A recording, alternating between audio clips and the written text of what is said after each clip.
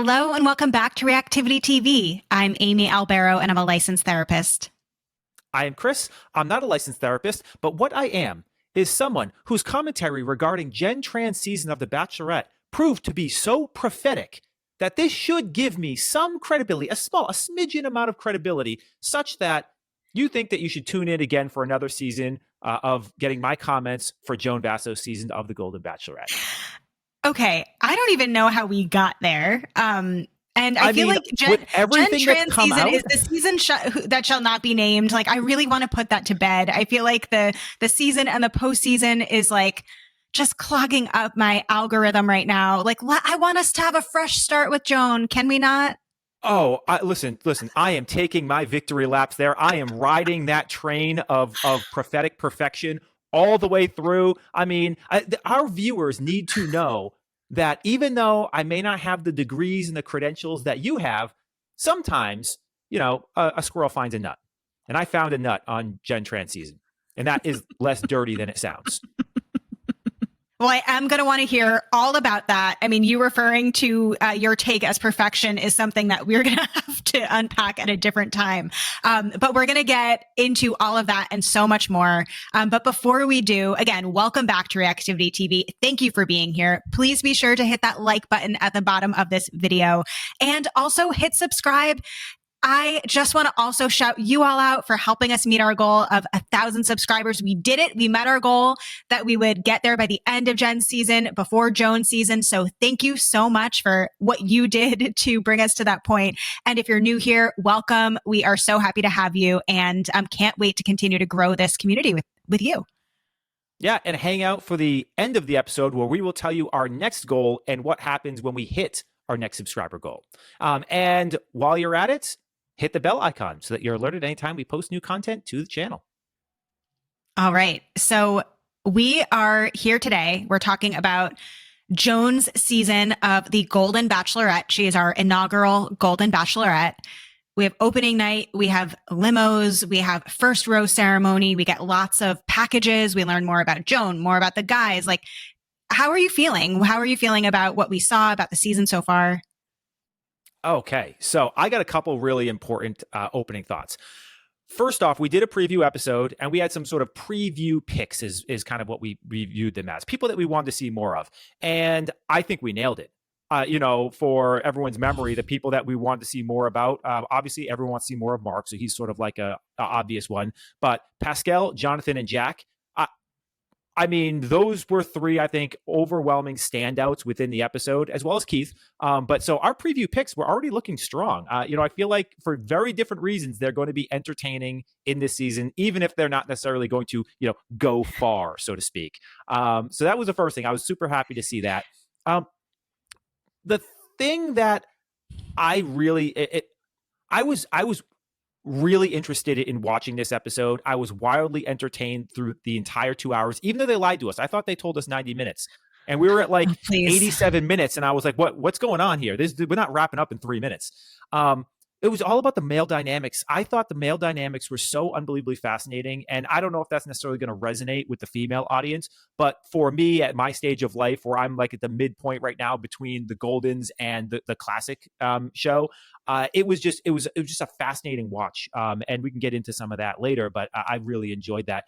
But I think the kind of the through line for this entire episode for me, specific to Joan, was that she presented with a lot of nervous energy. And I got the impression that it was really rooted in this desire to come across as too perfect. Dare I say she was trying to be Chris's predictions and commentary about Gen Tran, right? It was kind of that level of perfection. And I don't think, it was necessarily coming from a bad place. I think she is, it's night one. She's been cast in this big role, and you could tell she was nervous, and you could tell that she was just trying to be too on. And I'd like to see her settle back a little bit, and kind of, give her a couple of episodes, because we've seen it with most of the other leads as well. We saw it with Jen. Didn't really see it with Joey, but he was the perfect bachelor, so he doesn't count. But we've seen it, obviously with Gary as well. Super nervous in those early ones. So I'm just interested to see how that arc plays out over time. Yeah. So Yeah. What about you? Yeah, I had an initial thoughts regarding Joan in that same way. Like she was a little too perfect. Like her makeup was a little too, she was just like a little too perfect.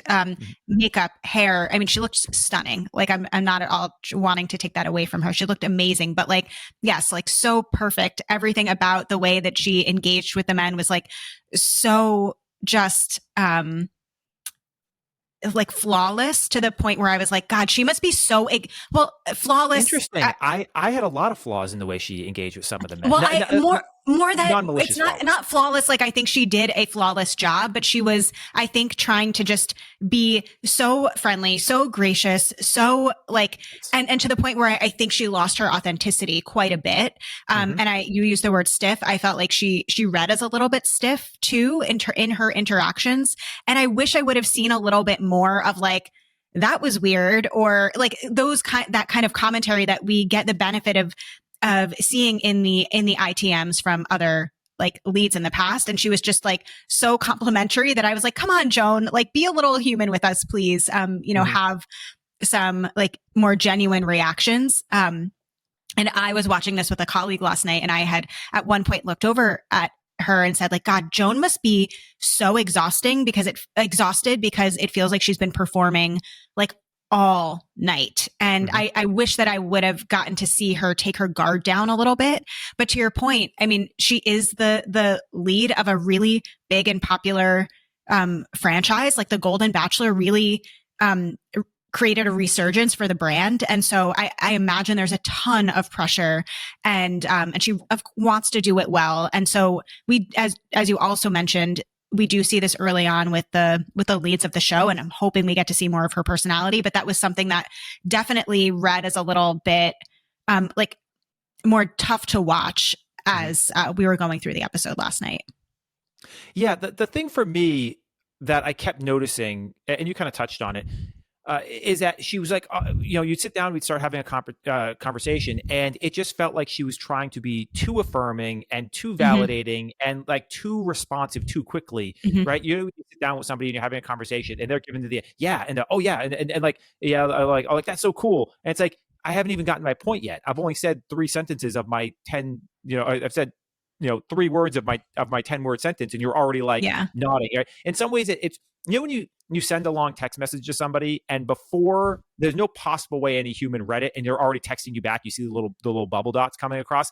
That in a lot of ways, that's kind of the feeling that I got, and I know that none of it was like it was coming from a genuine place, and I know it was probably coming from a place of a little overwhelm and nervousness. But I just was like, I wanted to just like take Joan and be like, take a breath, settle down a little bit. Relax. Just you can sit and you can listen. You don't have to like respond right away to everything. Because in some ways, if you've ever been in a conversation with somebody that does that, there's a point where it crosses over from being, kind of, affirming or sort of being engaging. What's the term you use in your field? It's active listening or something like that. Is that the term? It goes from beyond active listening to actually just becoming distracting. And I feel like there were a couple of conversations we saw where she definitely crossed over. Again, I think it was all coming from a good place, but it definitely, for me, breached that point where at times I wanted to listen to what this guy was saying, and she was distracting even to me, and I wasn't even in the room, right? She did make a comment at the very open that I want to touch on. I wanted to get your thoughts on this, because I find this to be an interesting question that people have asked in the past, and yet the answer seems so evident and obvious. So she opened up originally and said, I don't know if you can have 2 great loves in your life. Thoughts? Yeah, God, there's something about you asking me that question that like made me emotional. I feel sad actually just thinking about it. So I think I'm in my feelings with your question rather than giving you my thoughts. But I think that, and this is something that we touched on in Gary's season, and this is something I think that Gary actually discussed in a way that made a lot of sense to me, which is that like yes, you can have two great loves, but they're going to be different. That, of course, for Joan, she met her husband when she was 20 years old. It's now 40 years later. And so what a great love meant in your 20s, 30s, 40s, 50s is going to be really different than what a great love means to you, what you're needing from a relationship, what you're needing from a partner, what you are giving and receiving from someone is going to be really different in this different stage of life. And so I think it's possible to have two meaningful loves, but that they're almost incomparable. What do you think? Yeah, I mean, we talk about it all the time. Love is a verb. It's not a feeling. It's the actions that you partake on, voluntarily partake in for the betterment of somebody else, right? And so, yes, absolutely, you can have two great loves because those are the choices that you make, right? Now, some people may not want to have two great loves. That's perfectly valid, right? If you had one great love and you're not necessarily seeking a second great love and you just want to have a companion, that's fine too. But the nature of the question of, again, sort of people use love incorrectly, right?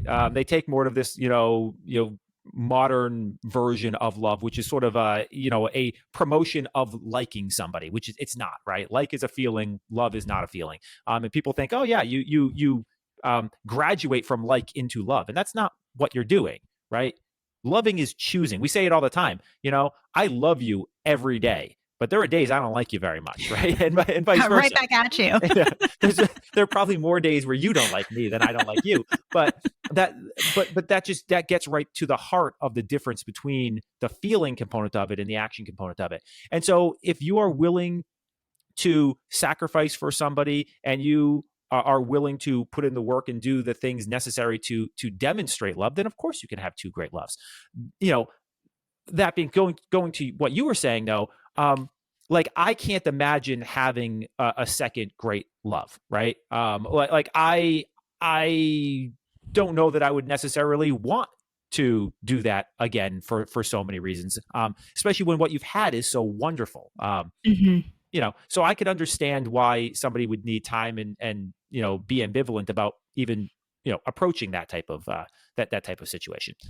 But yeah, well, and I think we see that sort of reflected in a lot of what Joan said. And I actually listened to part of an interview this morning that highlighted this as well. But Joan has said this. Some of the men had referenced the fact that, especially when you have had, a great love with someone and they've now passed, there is this question of like, is a great love what I'm actually looking for? Or is it that I'm looking more for companionship, or that I'm looking more for, a friendship, in a way to spend, the rest of my life with.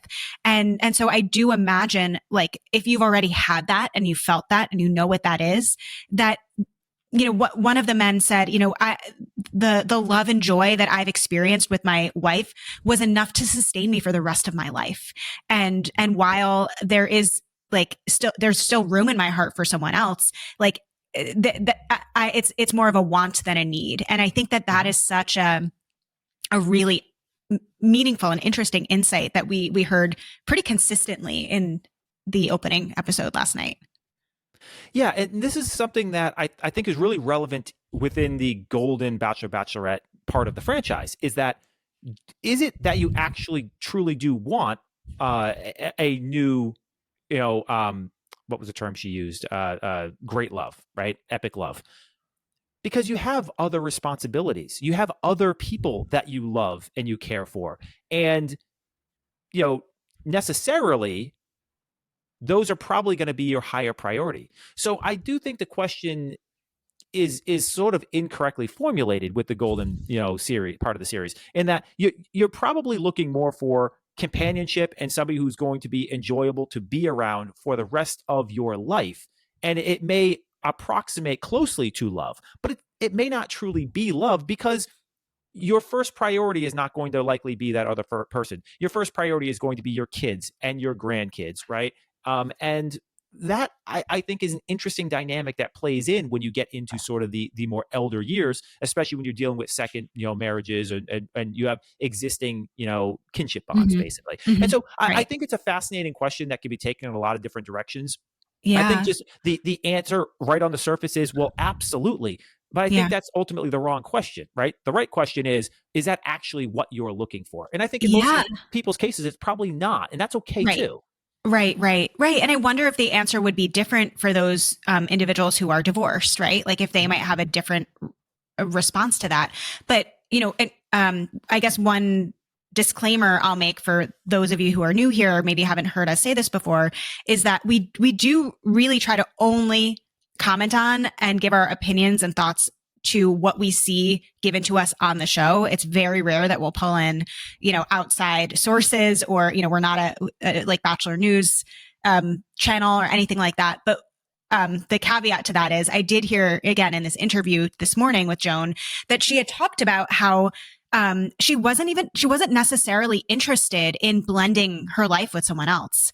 And she was being asked about location and if that were a factor. And she said, honestly, not really. And not right now. Like I have a life, and I would expect that the person that I'm dating also has a life, and I don't want to raise kids again. I don't want to do that stuff again. Like I'm looking for someone to have fun with for the rest of my life. And that doesn't necessarily mean that we need to blend our lives together. And I thought like, that is again such an interesting take, because that might, from my naivete as a person in their 30s, like that might not be my initial assumption. And so I was glad to hear her talk a bit more about that again on this interview. I hope we hear her and maybe these men have conversations about that throughout the show. But it was just a perspective that I, again, in my limited life experience compared to Joan, just don't naturally have. What I really appreciated about the opening of this episode, the opening of this season, is that they gave us a pretty extensive background on Joan. I was worried that they'd kind of jump in a little bit more of a traditional way of like leading with the cast rather than leading with the lead. But they gave us a pretty good montage of Joan, which we needed because we didn't really get a chance to know her. And we got an opportunity to learn more about her love story with John, her husband, what their relationship was like, what he was like. And we also learned quite a bit about his death and dying and what that experience was like for Joan. And I was like really moved by what she was sharing. And she went on to describe that he was diagnosed with pancreatic cancer, and she had a really hard time accepting that he was dying. And even still, that when he died, it was a shock because she had used denial as a defense mechanism for so long to contend with this reality that her, life partner, her husband, her love of her life was, at the end of his life, to the point where she had left when he was in the hospital to go shower, came back, and he was dead. And she had said, I feel guilty because I thought he was going to live. And that she kind of held off for a short amount of time telling her kids because she just like had this crushing reality that he was gone and her life and their life was about to change. And I really appreciated her sharing that with us because again, I think that is such a very common and relatable experience as it relates to death and dying. And especially when there is, someone a loved one that is dying and you're watching them die and you just so badly don't want that to be the reality, that our brain is so crafty and so resourceful in not letting us really see what we need to see and in it, trying to protect us and keep us safe and kind of avoid this reality. And it does do this temporary relief in not letting us really take in what's going on until, we have no other choice but to see it. And so I appreciated her sharing that. And she talked about the guilt, that she had with that. And there is a part of me that wonders through her journey where we'll see that guilt pop up again as she begins to form relationships with other men. Mm-hmm. Yeah, I love this opening montage, and we all know that I am not a opening montage type of guy. I just want to get right into it.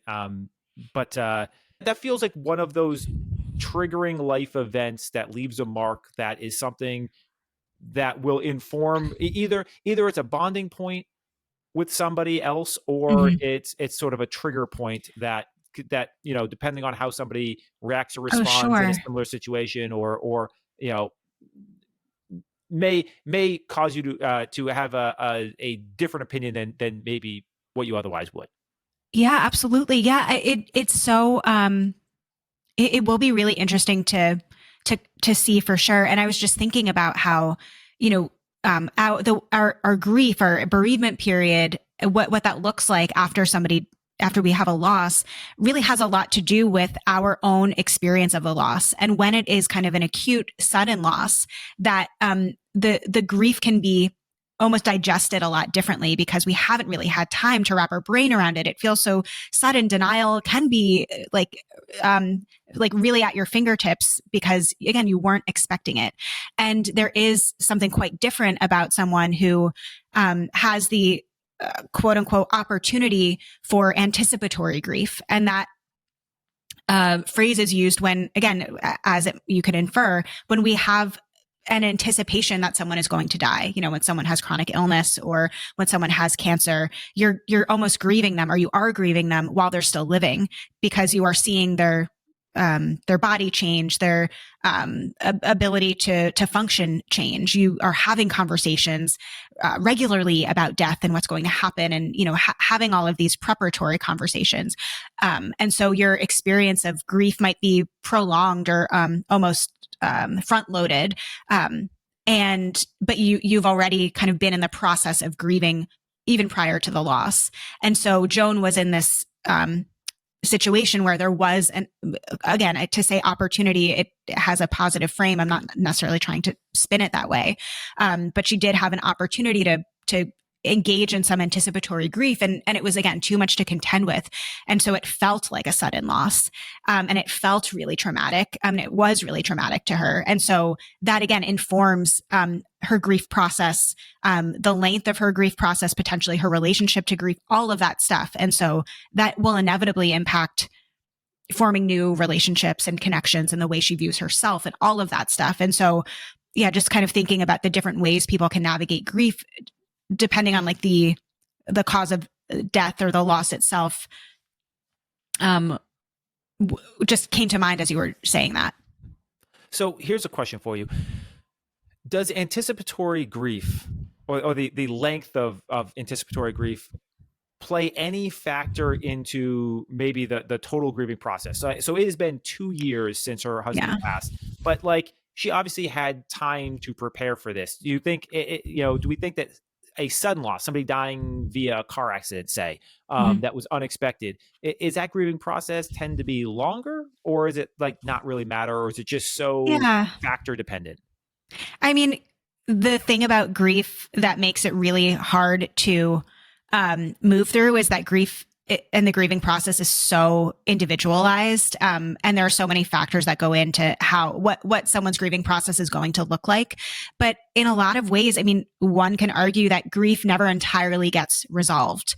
And there's a beautiful frame about the amount to which you grieve also is reflective of the amount of love that you had for someone.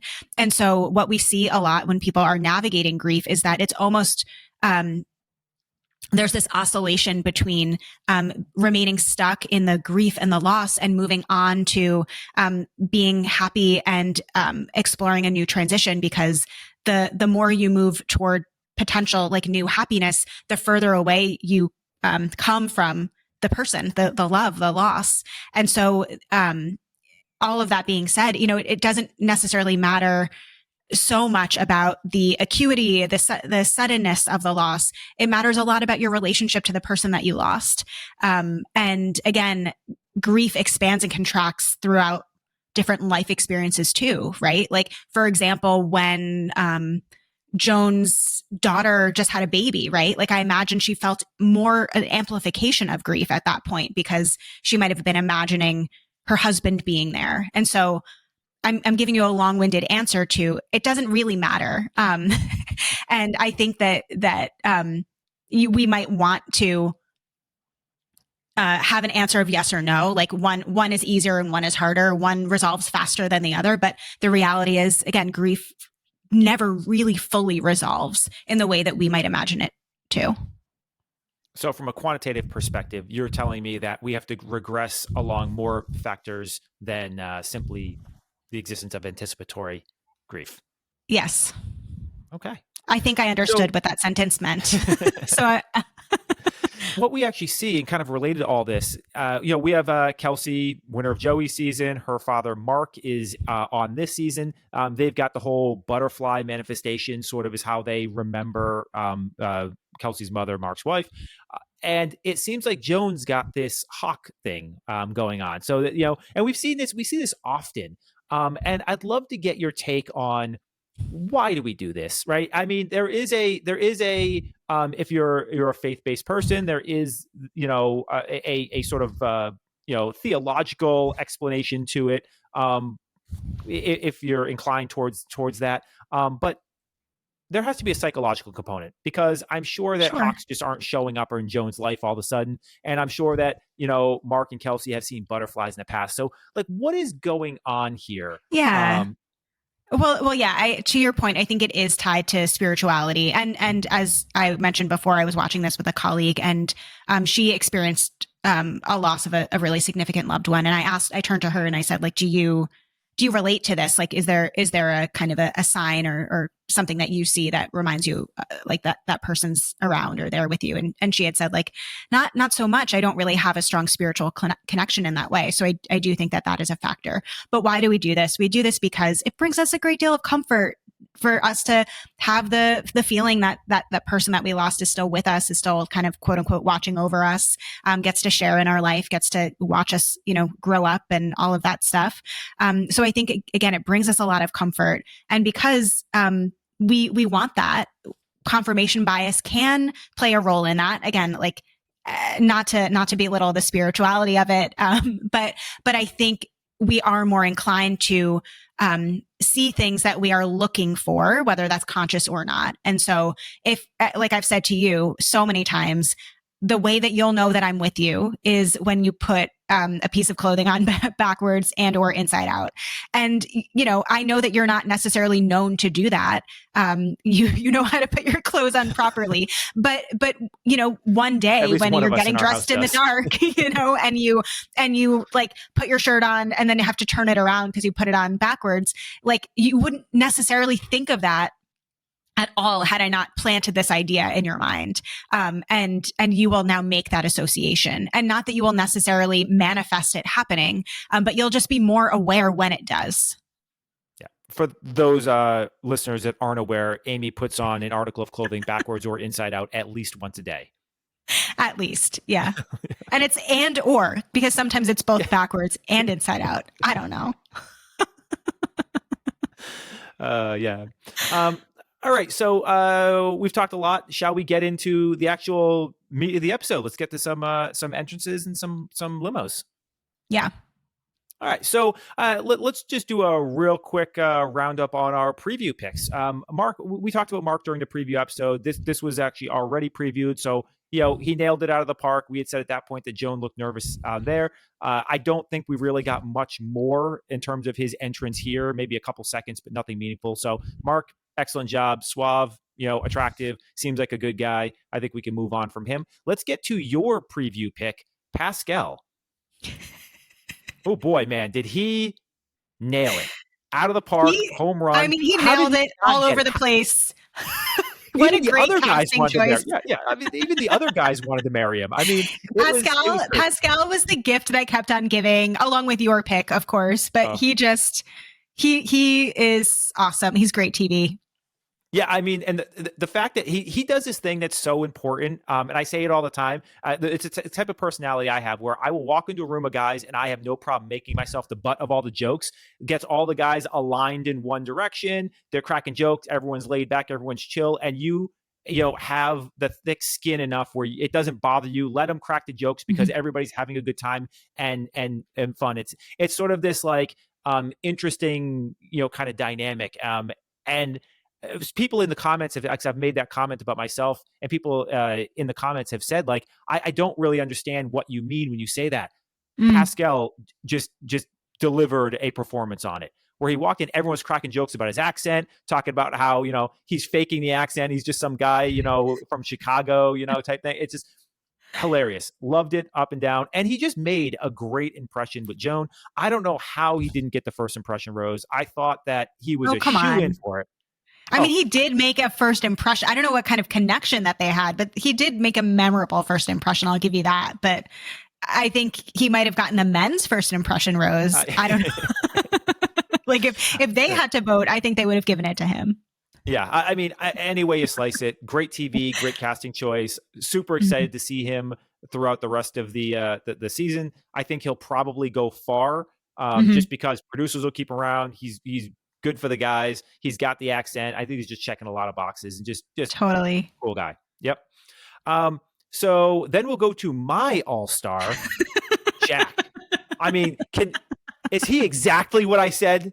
You all made fun of me. You all made fun of me. I said this guy is going to be drunk on the ground, barfing on the top of himself. He is exactly what I predicted him to be, and he is perfect. He is the most entertaining. He's our narrator. He is the most entertaining guy. It's our even comedian, comic relief. I love Jack, and the whole time we were not. Obviously, you're in Miami. I have to be in Connecticut right now, and so the entire time we were watching the episode, we didn't watch it together because you were with a colleague. You guys have training out there, and so the entire episode, I'm texting you like, "There's my boy, exactly as I predicted." Yeah. He's two episodes away from me. Go ahead. From the get-go, the bright pink blazer coming out in song, singing for far too long, beyond comfort. It was just like, okay, here we go. Pretty sure you're slurring your words immediately. Did you see one pant leg was like almost up over his knee? Yeah, one pant leg up to his shin. Like, poor guy. Oh my God. He kind of, when the singing came out, he kind of reminded me of your uncle. Just he definitely gave uncle vibes. Yeah. Oh yeah. No, I loved every part of Jack. Look, the cooking, he cooked a meal for. This is like the first time I've ever seen the lead actually eat. And she was like, "Oh my God, I'm starving." He's like, "Yeah, let's have a conversation." She's like, "How about we eat instead? Like, let's dig in." I thought it was really good. One, he's leaning into something that he's good at, which is cooking, right? He's a caterer. The second thing he did was he's filling a need, right? And that's the most important thing is she's hungry. She's been running around all day doing all kinds of crazy things, and she's not really allowed to eat. It's like, I'm going to go off script here. I'm going to go make a meal for her, and I'm going to let her eat. And you don't think that that's in the back of her mind? Be like, oh, he gave me something that I really need, even if it's subconscious. Excellently done. She was hungry. He fed her, and he, presumably he's a halfway decent cook. While being our narrator, when he was walking around the mansion and just being himself, describing the experience, I mean, chef's kiss, and I use that pun intended, right? Just No, and again, even the guys like we heard the voiceover at the rose ceremony being like, "God, this guy's been in the kitchen all day. Like, Joan, please, like, keep him around." So again, another guy that sort of like endeared himself to the other men, which we know goes a really long way. Oh yeah. It's like, "Joan, please keep him around. He cooks dinner, and it's fantastic." Yes, he will feed us. Yeah. No. So again, great pick.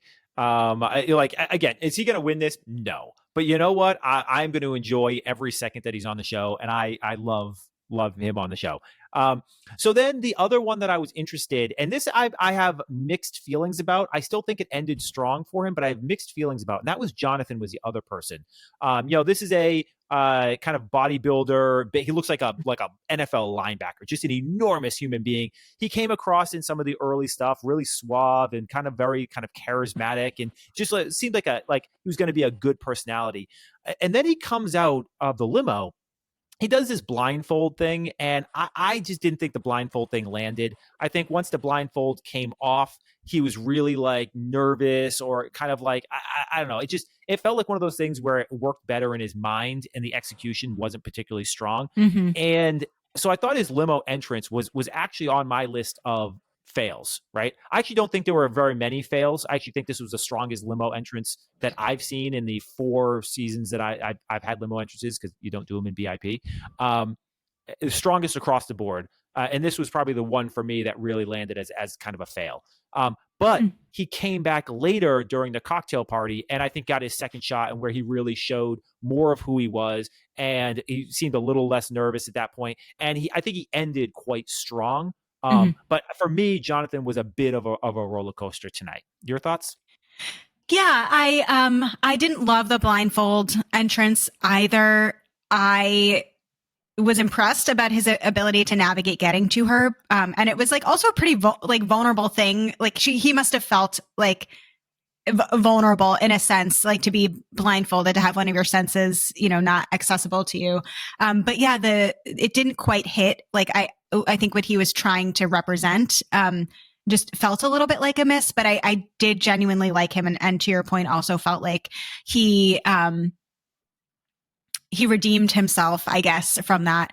But it's interesting for you to say that you thought this was the strongest limo entrance season that we've seen, because I was actually like bored because I felt like, well, you're wrong. This was well, fascinating on I every was just level. feeling like none of the, not like all of them were so flat. Like all of them were like just so like where's the energy, like and maybe this was also partially Joan, because I felt like she was so stiff and they were kind of stiff, and so I was like, does she like anybody? Like there was that feeling of like, I don't think these guys are hitting at all. I think that you are falling into the trap of modernity, where you are looking at it from the perspective of somebody who wants to be wooed and wowed right off the bat with some crazy antic, and you're missing the forest for the trees. These guys walked up there as gentlemen and basically presented their cases, talked about the things that were important to them. The things that they actually said overwhelmingly were things that actually mattered and were important. Mm-hmm. They That's sat fair. there and said they things weren't like really bits. they weren't bits. These guys weren't. They're 60 years old. They're not doing bits anymore. And there were some funny bits. Stop it. Right? There was a guy that brought her prune juice. Yeah, I mean, there was some bits, but I thought overwhelmingly the bits didn't work. Not at 60 years old. They walked up and said, "Look, I'm a father of X. I, have done. I'm a, Navy captain, and that tells you a lot about my character." These were people that were walking in and in a few moments trying to convey as much information about their character and who they are and where they are in life. And I thought that was far more interesting than them doing some funny bit, them putting themselves in a present box, or them. No, I think agree. Charles K was a nice like bit of levity. He was the one that came in with the walker and then does the push-ups. But we've seen that bit. That is the exact Leslie did that. Leslie did. Yeah. And we see that. We've seen that bit before. So I don't. The prune juice shots, like, okay, kind of cute, but like also kind of gross. Like I don't know. I don't think the bits land when you're mature. I think when you're mature, the bits are a little bit sort of like, what are you hiding, right? Come up. Joan's already said, I want a gentleman, I want a provider, I want somebody who, has their life together. And she said that, in official stuff for the trailers for the show and the teasers, as well as in other interviews. And so I think if you came in doing a bit, you weren't listening to the stuff that has already been put out there. Now, in fairness, yeah, well, I wasn't suggesting that I wanted to see 24 bits. I hate the bits myself, but I just felt like I wish I just saw a little bit more personality. And I mean this both ways, more personality from Joan and more personality from the guys. And yeah, I think the limo entrances are a way to help Joan differentiate the men. And so, yeah, learning facts about who they were, or, what they were coming there with or for, all of that stuff is important. I think I was just like a little like, underwhelmed, I guess. That is such an interesting, take, because it was the exact opposite. This was the most entertained I think I've ever been during a limo entrance ever. Yeah. And I felt like I got to know the people faster. So I was going to save this for the rose ceremony, but this season was the first time I've watched this show, and I genuinely did not know who was going to go home, and genuinely like didn't want to see any of these guys go home. Right. Except for Gary or Greg, whichever one, the dancing guy. He's too much personality for me. Right. He was the only one where I'm like, nah, he's going home. And with the guy with the phone, I thought that whole phone thing, that was real weird. I thought nothing he was doing was working tonight. But outside of him, I genuinely was like, I like every one of these guys. It's a great cast. I kind of know all of them. There's nobody on the cast. When I was going and doing the notes of who went home and who stayed, I didn't have to go and like aggressively find like last season, like 4 episodes in. Who is Dylan? What's this Dylan guy? Where the guy from France who I had to like go back and be like, who was that guy who went home? None of that. I knew every single guy by name by the time we got to the rose ceremony. And that, I think, is quite telling of how this was set up, how this ended in the cast that they chose. Yeah. I mean, but listen, I think that you relate to these men and their values way more than you relate to gen trans men, right? The Fair, men on yeah. Bachelor in Paradise. And so like, I Are could you saying imagine I'm that an old soul or I'm just an old man? both. Ouch. Well, like I said, when we did our episode preview, like there is an element of this show that is a bit aspirational. And I could imagine you watching this show and just like having a lot of respect for the men that were there and what they've done and the families that they've raised. Like I don't think you're necessarily looking at, again, any of the men on Gen season. Marcus, I think you were like, all right, like this is a good dude. Like this, like is a guy with like a strong kind of like physical mental fortitude, all of that stuff, but not in the way that you might look at these men as not necessarily role models, but maybe in a way. Yeah, I think that's a fair point. People like to do the, would you change your life or would you swap places with so-and-so, right? And how do you know that you're comfortable in your own skin and your own choices that you've made in life is when you basically say no to almost everything, right? And, certainly Gen Transcast, my answer to that would be no. There is not a single person on that cast that I would want to, shave off 15 to 17 years of my life, go back and relive that time, and also be in their situation. The answer is unequivocally no across the board, right? But if you sit there and say, you do look at this cast and say, hey, I'm 41 right now. Assume these guys are an average of around 60. Would I swap the next 19 years of my life or whatever I'm going to do to end up in whatever spot they're in? I think that there's a real chance you can sit there and say like, yeah, I would like to end up where that person ended up, right? Mm-hmm. That is far more likely than me wanting to go and swap places with one of Gen Trans men. Mm-hmm. Yeah. Mm-hmm. And I would venture to guess that it's probably not that dissimilar comparing Gary's cast versus Joey's cast, right? Would you want to swap places with any of Joey's women? No.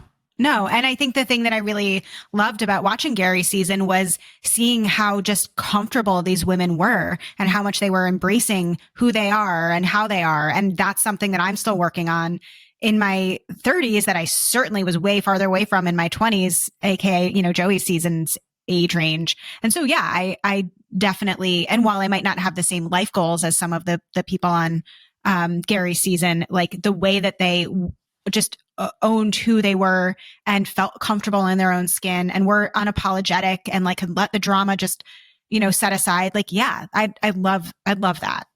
Mm-hmm. Yeah. On that topic, one of the things I really loved about this episode was the actual dynamic of the men in the house. Let's shift to that. Yeah, they were we want to go back to a notable entrance as well in a second, but one thing that I really loved was the male dynamic, right? It was these guys, you didn't see the machismo, you didn't see like these guys, alphaing up. You just saw a bunch of guys, and we had said this in the, not the preview episode, but in the announcement episode, are we going to get a bunch of guys that are acting like 6-year-old guys acting like 20-year-old guys that are all jockeying for alpha status? Or are we going to get a bunch of old guys in the house talking about their golf game? And I think based on episode 1, we are way closer to a bunch of 60-year-old guys talking about their golf game than we are to that. And I think that is so interesting to see that dynamic and how they all were just seem to have a really good time together. We know it's hours and it's night one and everyone's sort of on their best behavior. They were so supportive of one another. Like when cool Jesse rolled the TV out and like just watching the way that they engaged with one another, watching them talk about like, what do your grandkids call you? Like it was just, it was really endearing. And that like, that alpha-ness, that competitiveness didn't really seem to be there. We'll see what happens in, group dates to come when there is an inherent competitive, thing, but Yeah. I just found it really interesting. I love the whole dynamic aspect to it. But getting back to kind of go back to limo entrances for a second here, there was one other notable entrance outside of our preview picks that I wanted to talk about as a thumbs up good. I thought it was a great limo entrance. It spoke a little bit to knowing interesting fact about Joan, while at the same time demonstrating that a particular skill that they shared in common. Loved it, and that is Chaka noodle soup. Yeah. I thought this was maybe the best limo entrance of the day. Your thoughts? Yeah, I mean, that's truly the only man's name I remember definitively and can match with a face, other than Mark, of course. So I think for that purpose alone, it was perfect. I did at first when he brought the like mason jar and he was having her try it. I was like, please do not have this woman have to sip it like with this poor woman's dress and makeup, like, and, thankfully you had a spoon. But no, I thought that was, yeah. How did he know that about her? Not in a creepy way, but like, he put in some, effort and energy. He kind of like forecasted into the future about kind of making this at hometowns and things like that. So, just even the association with the chicken noodle soup was just, he nailed it. Agreed. Yep, absolutely. So the Chris way to have done this would have been to have a straw, to have two sizes of spoons for whatever her preferred size is, just to make sure that there were all the different avenues. I might have even put like a sippy cup top on it in case you just want to drink it. I would have gone, I would have probably put it in a thermos instead of the mason jar, but either way, nailed it. But yeah, I love Chuck. And then he had, I thought his entrance was stronger than his cocktail hour time, but I thought his cocktail hour time was still solid. You disagree? Interesting that you say that, because when you were talking about the lack of active listening, he was the one where I was watching their interaction and it felt like he rapid fired questions to her. And like, she was like still answering and she was like going for more questions. And then finally she asked him we got time, she asked him a question and it was like, oh, was this all just a mechanism so that she could ask you something and you can share? Like, that's kind of the vibe it gave there. It felt a little bit more like, here's my entry point so that I can tell about me. And it didn't feel like there was a lot of active listening going on. And so in that sense, yeah, of course, I'll always give someone the benefit of the doubt, like nerves, time crunch, I got to get this stuff out there. But it was so, disconnected in terms of the way that they were communicating that it was notable to me. Interesting. Okay. I felt that a lot of the conversations felt rushed, because I do feel like everyone was feeling the time crunch. But they were also probably so fucking tired. I mean, they also went till the morning. I was expecting like the Goldens to, maybe have a more reasonable end to a cocktail party, a rose ceremony, but nope. Leaving with the sunrise. Yep. I think that's a fair point. I didn't necessarily read it that way, but I think that's a fair point.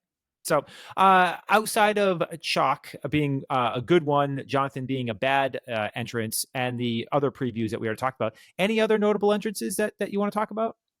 No, let's move into the cocktail party.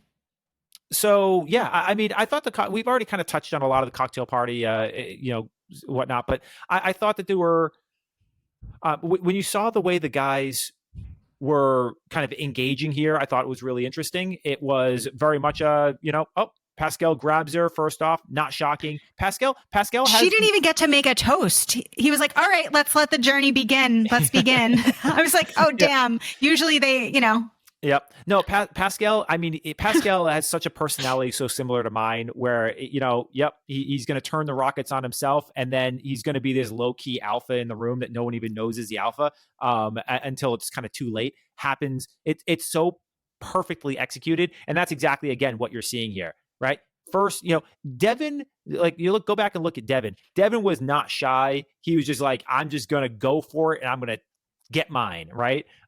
Whereas Pascal, he's disarmed the rest of the room by making himself the butt of the joke. And then he proceeds to be aggressive and go and be the first guy to take Joan for a side conversation. And like everyone's still cracking jokes about his French accent, and no one's even noticed the fact that he's basically just cut them all off, right? Just perfection, just absolute perfection. I'm a big fan of Pascal already. I'm digging everything he's doing. But yeah, I thought overwhelmingly, there were a handful that I liked, a handful that I didn't necessarily like. I thought the Gary is the dancer and the one with the telephone. That was weird.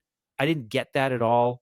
I thought that, Jack obviously nailed it with cooking her the dinner. I thought Pascal leading the night off and they had a nice conversation. I thought that was well executed.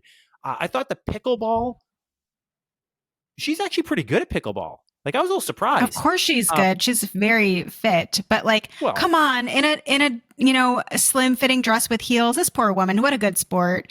Yeah. But it becoming like flashbacks of the Clueless movie. Oh yeah. I just watched that on the plane. Oh, yeah. The kind of like group pickleball game that it like evolved into. It's just a little too on the nose, for this, demo. I was just like, can we not? So I didn't love that.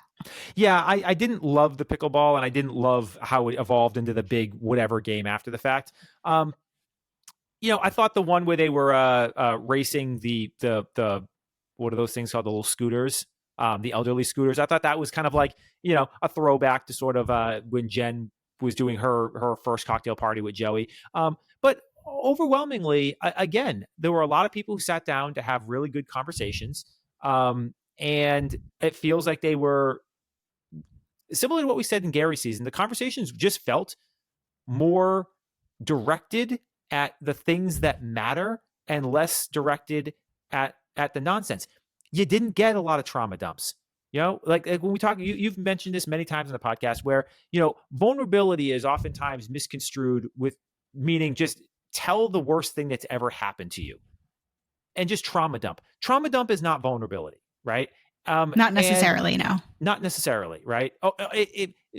You can use a traumatic story in service to being vulnerable, but it is itself not vulnerability, right? And what you actually saw in this episode were basically virtually no trauma dumps, yet most of the men demonstrating like good vulnerability in a lot of ways, talking about their families, talking about their lives, I thought that was a really interesting, but let me get your take. Am I wrong? Were they not vulnerable? Were they guarded? Were they toxic? What was happening here for you?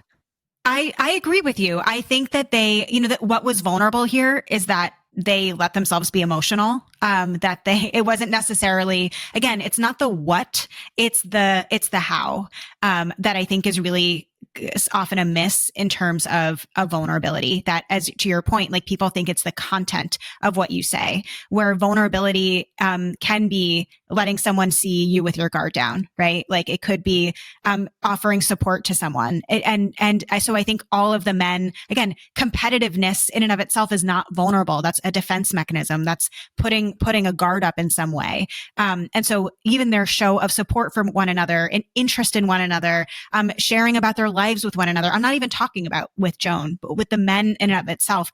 All of that was vulnerability.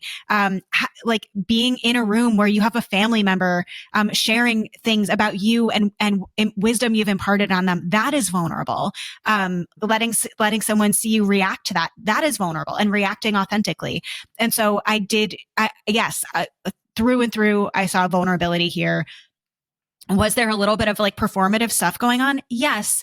But you have to do that, especially early on, in order to differentiate yourself from the other men, or, to stand out, to engage, Joan, all of that kind of stuff. But I think we saw the most vulnerability amongst the men, not necessarily men individually with Joan. Honestly, the standout of the episode for me in a lot of ways, not necessarily the cocktail party per se, but just through the entire episode, from like the voiceovers, the in the moments, all of it, was Charles L. I found him so incredibly endearing? And is he a little bit, softer spoken? Yes. Do I think he can go on to win this thing? No.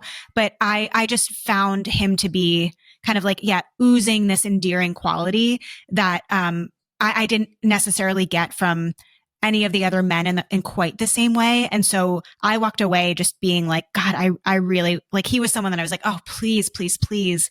Like, I really just want more of him. I want to just see more of him, hear more from him, all of that stuff.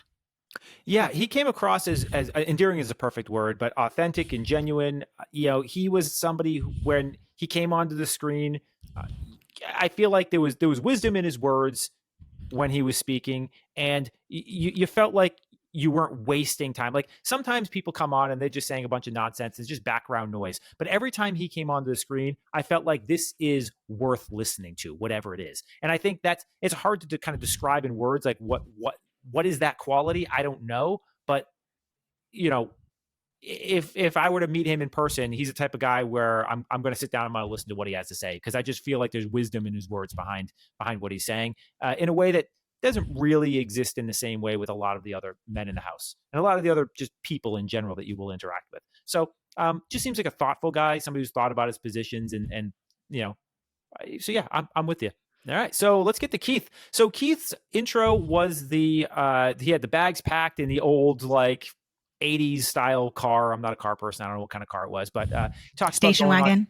Station wagon. Talks about going on the adventure and his bags are packed and let's go. Really seemed to resonate well. They play a little cornhole and they just have some really great conversations.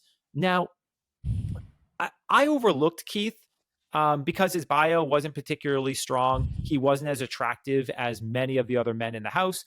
But I think this is a classic case of, personality really matters, and genuineness and, connection, like these things really matter. And it's so clear that like he sat down and they just connected right off the bat. They had enough in common. He said the right things that were, and by right things, I mean, he said the things that she was interested in hearing. They connected on an activity that they both enjoy that isn't over the top. And he just seems to be easy to talk to, and they just have a natural connection with one another.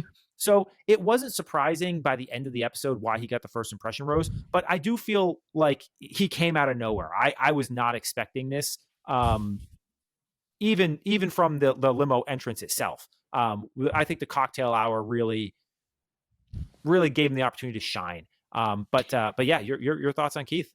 Yeah, no, same thing. I mean, and I just pulled up his like bio, if we can call it that. And this is the one who listed his occupation as girl dad. And we're like, what could that mean? And so I wasn't, again, really sure what we were going to get, what that was going to mean, all of that stuff. And we did get to learn more about Keith's backstory. He was one of the men who got a little bit more of an intro package. So we learned that he's, a single dad, and he is separated, divorced from his wife due to some addiction issues. And so there's, some depth there that in a way I wasn't necessarily expecting, based, purely on my first impression of seeing him. And yeah, to your point, they did just connect. Like, even you called it cornhole. He said, do you want to throw bags? And she knew exactly what that meant. And so there was something even about that I thought, like, okay, you're speaking the same language. There's some level of understanding, like from a maybe cultural perspective that you're connecting on, or generational perspective. I don't know, that like, I was like, I don't even know what is he asking her? And so I thought like just the ease of their connection just was so evident, way more than anybody else. And so, yeah, that he got the first impression rose didn't necessarily surprise me, but that or I would not have guessed that it was going to be him from limo entrances at all. I had no idea actually who she was going to give it to. I knew it wasn't going to be Mark. It would be too easy to be Mark, but yeah.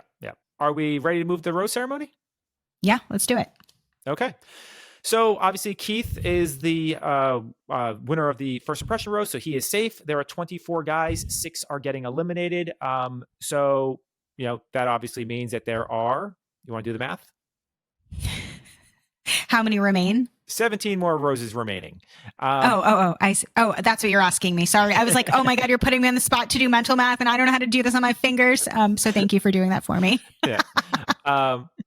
So we don't have to go through everybody. 18 altogether, 18 men remain, right? Like that's the math. 18 men remain, correct. Exactly. Minus 1 for the first impression rose equals 17. Okay, yep. I got it. It's 24 minus 6. I have a master's degree. But your master's degree is in it's in a social science, so I wouldn't expect you to do excuse me, your master's degree is in a social science as well. First off, my master's degree is a quantitative degree that requires multiple levels of calculus, linear algebra, and discrete mathematics. Still a social science degree. Yeah, it's the only economics is the only social science degree that actually has laws. I did not. It's the only one. No. The only areas of study that basically have laws are things like physics and mathematics. Those laws. True. Yeah, law. As in these are fundamental truths about the world and about the physical reality, right? I see. And there are only a handful of areas of study that actually have true physical laws that are known to be the case. And economics is actually the only social science that has laws. Makes sense. It's a social science that uses math and physics, which is kind of why, right? It's not subjective. It's non-subjective. Yeah. Even though politicians will want you to think it is, it's not. But so let's get on with the rose ceremony, shall we? Tangent aside. So yeah, we don't have to go through all 17 of the people that stayed in addition to Keith, but I think the notable ones were all of our preview picks: Jonathan, Pascal, and Jack. Made it through. Jack was the last pick. I will tell you right now, I was literally standing up, huffing and puffing, pacing in my office as we're getting to the last rose. And I'm like, there's no way Jack's going home. He was perfect this episode. The producers had to have kept him. Even if Jonah hates him, there's no way. There's no way he's going home. And then he gets the last rose. So I'm a little concerned about his longevity on the show, but he did get the rose. And so he is in for another day. Other notable people, I thought, both the Charles, Push-Up Charles, as well as Wisdom Charles were in. Chalk is in. And yeah, I think, and Mark is obviously in. Mm-hmm. Anybody else on the list of people that are in that you want to highlight? No, I mean, Kim, Kim, I liked Kim. Navy captain. He made it. I mean, it's a well-rounded group of guys. Strong list. Yeah. Yeah. You look at this list and you say, there's a lot of people who could win this show. You can understand why she had to take a minute when there were 4 roses left, to say like, oh God, cause there was no obvious person to send home in a way, like no one was so obviously eliminatable. So the 6 eliminated were Bill, David, Ken, Pablo, RJ, and Thomas. Were there any surprises on this list for you? I'll say yes and no. I will say that the person that I had said I think Joan might like was Ken, based on his photo alone. He just did not give anything in the episode. So I was a little like, damn, Ken, it looked like you had what it took physically. The one who's from Peabody. He's from Massachusetts. I would eliminate him too. Right. But not necessarily. Was there anyone for you that was surprising? I actually thought there was one elimination that really actually shocked me, and that was David. So David was a guy who came in on the horseback. And then when he and Joan sat down in the cocktail party, she remembered everything about him. And she seemed highly engaged. And even he said, I can't believe you met 24 men. I can't believe you remembered all that. And she said, there was just something about you that I remembered. And I, just one of the few that I just seem to remember everything that you said to me. Mm. And they seemed to kind of hit it off. And then for him to get eliminated, it was like, what did we not see? I want to know, what transpired after that point to get him eliminated? Was it a values misalignment? Did he say something, like that? If it was something crazy, you think producers would have put it on screen for good entertainment value.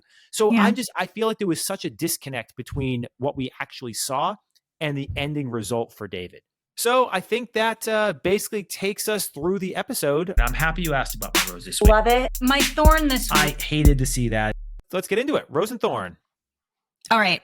I'll start as my rose was having the TV wheeled in and getting to meet their family members. Like the way I was like getting choked up. I mean, just by what they were saying, by what the family members were saying, by the way that the men were reacting, like it felt like actually like so special to be able to meet family members at this part of the experience. And it just felt, it was like truly a gift. I could have watched that for 2 hours. Like I wish we saw them all.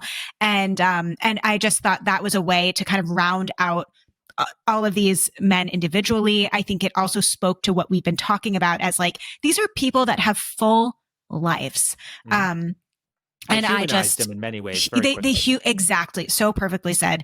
And I absolutely loved that in a way that, again, it doesn't hit the same way. Like, when we see it, when the contestants are there and they like show the families and it's like their parents or their siblings, like it's just not the same. And I just absolutely loved it. I was a little. I think there's an interesting dynamic when you're talking about what you inherited versus what you built, right? Or what you created. Yes. And you know, it's always interesting to see where somebody came from, but they didn't control that, right? When you see a compliment come from, and there's also this thing where your parents, you're a reflection on your parents. So when your parents say nice things about you, part of it is, are they really saying nice things, or because they believe it, or is it just because I'm a representation of their legacy, and so they sort of have to pump me up, right? That doesn't exist in the reverse, right? When a child says something nice about you, that is a direct reflection on you and the qualities of your rearing abilities, right? And the choices that you made in how they end up. When you see, a child that is clearly very successful, that is a reflection as much on the parent as it is on the child. And that's why I think it just hits so much different when you see a child say something positive about a parent, and why it's much more meaningful to the outside world. Oh, for sure. And, however many of the children were saying, like, this is wisdom you've imparted to me that I'm going to give back to you. And I just thought, like, again, we get a sense of what their relationship is like, what their parenting is like, all of that, yes, we get to learn so much more about these men, what they've built, as you've said, what their values are, all of that in a way that just was so unexpected, but it felt like is something that I didn't even realize that I was missing until it was put in front of me. I was a little worried that when Jesse wheeled it out, we were going to see Joan's family. And not that I care less about Joan's family, but I thought it was going to be a little bit more of like, know this stuff. Yeah. Need to know for dating my mom or something like that. And so I was kind of relieved to not see that. So anyway, this was like such the high point for me. Yeah, I love this entire thing. I actually, when they first wheeled it out, I was like, oh, are they wheeling it out because they're saying, like, you guys are old, we're not going to make you not stay in touch with the outside world. Like, you guys are actually getting a TV, and they was going to like turn on like put on football. Well, I was going to say put on the PGA or something like that, But yeah, no, I loved it. I agree with you on every part of this. I thought it hit in a way that was really powerful and impactful. And I would say, it's not my thorn of the episode, but what I would say is the way that they sort of breezed past this, I think we could have spent less time in the cocktail hour and more time on this. And I would have liked that allocation of screen time to have been a little more skewed towards this scene. But my rose is now going to feel quite trite by comparison. But my boy Jack, he just delivered for me. I called my shot. I was Babe Ruth pointing over center field about Jack, and everyone called me crazy. Everyone said, Chris, like you said I was typecasting him, and you know what? Delivered for me in every possible way. Walks in drunk, basically, asks for a bourbon, and then proceeds to go on a narration that was just unimpeachable throughout the entire episode. Jack, you're my boy, man. This is like you just watched Old School last weekend, right? It's like, you're my boy, Blue. You're my boy, Jack. Yeah. What about your thorn? My thorn, again, a bit of a trite one, but I was told 90 minutes. Fuck. I know. 87 minutes in, I'm looking at the clock being like, I think I was lied to. And so I feel lied to. So we got to look at the calendar. Are they all 2 hours, or was it just maybe it was just the season premiere?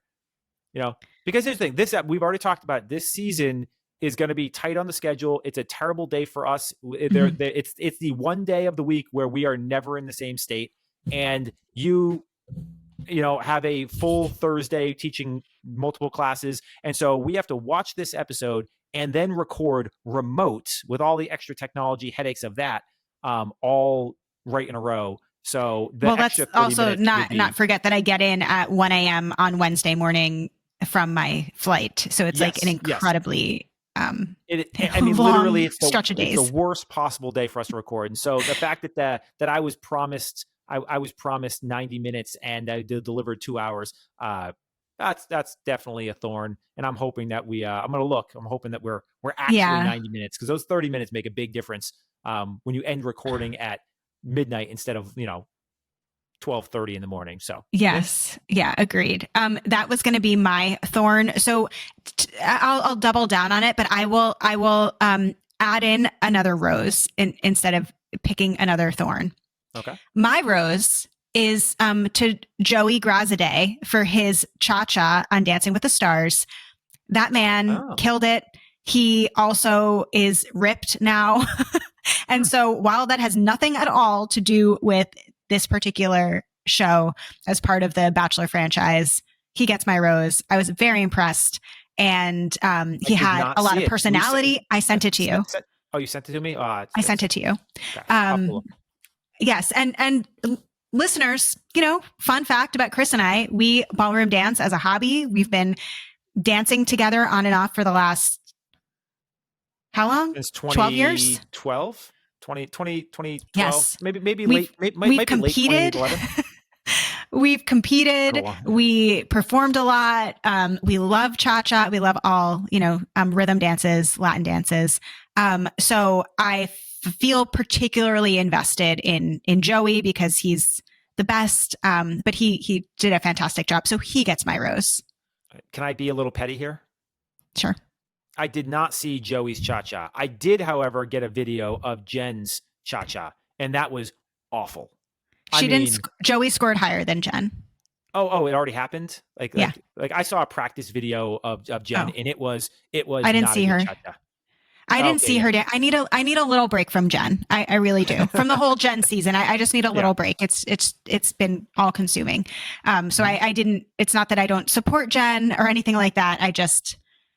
Her partner was doing a legitimate cha-cha, and she just sort of was just kind of wiggling a little bit. It's night one, but But Joey is by nature a more competitive person. He was an athlete, and so he really takes it seriously. He still is an athlete. He is an athlete. Yes, he's still an athlete, as I am still an athlete, even though I haven't played organized sports in a long time. Anyway, you can play volleyball with me on vacation, but you don't. Nope. Okay, so that brings us to the end of this episode. I know at the top of our episode you had mentioned our next goal. Do you want to tell our listeners a bit about that? Yes. So thank you all for your support thus far. Our next goal is going to be to 5,000 subscribers. And when we get to 5,000 subscribers, that is when we are going to open up our members content area. So we are, going in, we're putting together a whole bunch of ideas for exclusive content. So a lot of it will be couples focused. Some of it will be reality focused, reality TV. And so there's a lot of different things that we're working on. Obviously we got some time, but as we get closer to that goal, we will start dropping little bits of what you can expect in the members area. So help us get to that goal, please. If you haven't subscribed, I look at the metrics all the time. Most of you have not subscribed, yet you watch every single episode. So hit that subscribe button. If you got friends, family that you think might be interested, please send it out to them. Every little bit helps. And once we get to that 5,000 subscriber mark, we'll have some members content for you, and we'll put out some extra stuff. So everybody wins. We win, you win, we all win. The people you send it to win. Let's all be winners together, right? Yes. And thank you again so much for being a subscriber, for tuning in every week with our Reactivity TV episodes. We appreciate you. We love how lively you are in our comments, so keep it coming. And if you want to hang out with us between now and next week and see what we're up to, you can follow us on Instagram at Reactivity TV. You can follow me at Amy Albero, LCSW. You can drop any questions, suggestions, feedback, not only in the comments below, but in an email to us at reactivitytv@revivecfw.com. And we will be back next week and for the rest of the season talking with you about Golden Bachelorette episode 2. We'll see you then. Bye. See ya.